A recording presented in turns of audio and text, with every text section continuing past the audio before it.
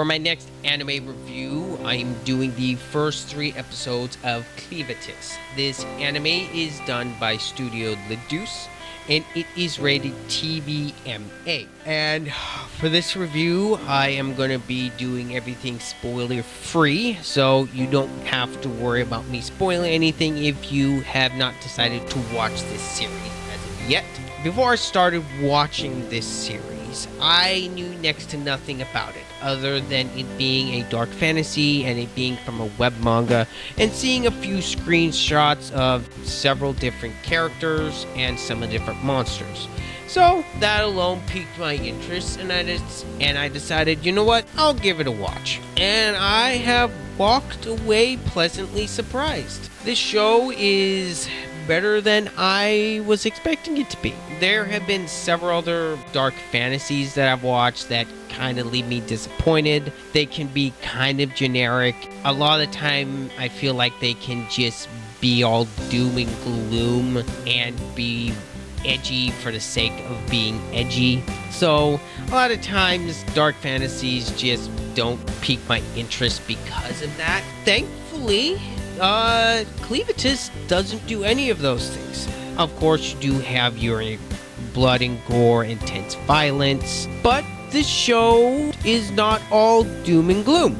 The main character, Clevatess, which is basically the leader of the Dark Beasts, essentially, he saves a child, and in order to decide if he's going to destroy humanity or not, he wants to see if they're worth sparing or not. So he is trying to raise a child, and that's where the other character, Alicia, comes into play. The dynamic between the two characters I find interesting. I'm not going to spoil how they started working together. The other main character that was introduced in episode 2 is Nell. Overall, the main cast so far is pretty good. None of them are unlikable. Clevatess is fairly likable as the main character for this series, and the moral dilemmas that he's coming to with the child is interesting to me. And that is a good enough hook with the show that I'm definitely going to be watching the rest of this season. Alicia as well, I enjoy her character quite a bit as well. She's definitely got an interesting role to play in this series. And Nell is probably my favorite out of the 3 so far. So far, the 3 main cast of characters that they have introduced so far is a solid lineup. And I'm looking forward to seeing who else gets introduced into the series. Another thing I will give props for is the pacing for all 3 episodes is really good. They are able to establish this world rather effectively through some lore dumps at the beginning of the first episode. Pacing so far is really good.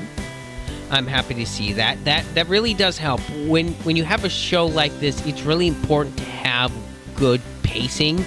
Otherwise, it just drags everything else down with it. The other aspect I will say that I was actually surprised by was the music. The OST for this series is pretty good. I've enjoyed the soundtrack so far. The ending and the intro themes as well are pretty good.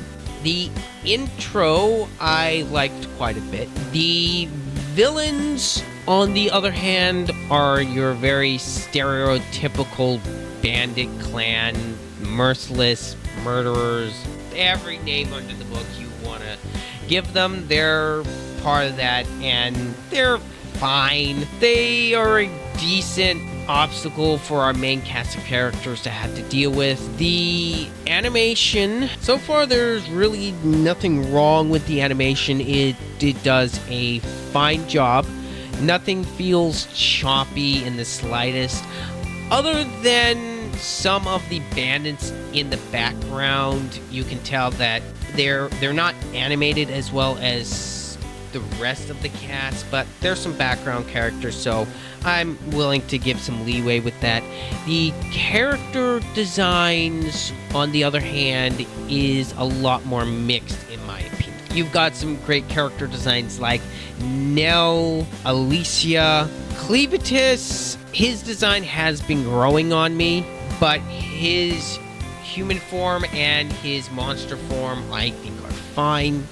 The bandits, they're your standard bandit fare.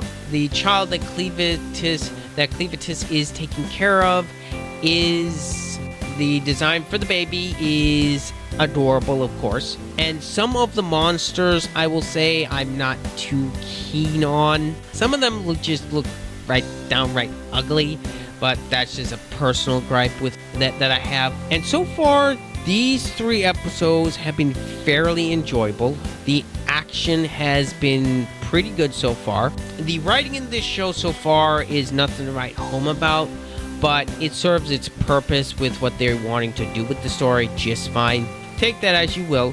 So yeah, overall, I came away pleasantly surprised with how good Clevatess it actually is. These first 3 episodes were a pleasant surprise. This show has got a likable main cast of characters so far. The music is surprisingly good. The pacing especially is excellent. And other than some terrible monster designs and some iffy animation with some of the background characters, if you enjoy a good dark fantasy that isn't going to be a complete downer, that is overall enjoyable, I can definitely recommend Clevatess so far. But my score for the first 3 episodes of Clevatess is a very solid 8 out of 10. I want to thank you so much for watching till the end of this review. And of course, if you have been watching the show, let me know down below in the comments what you thought of the show so far, or what you thought of this review. And of course, don't forget to leave a like on the video if you enjoy my content. And of course, as always, this has been Ryder. I'm out.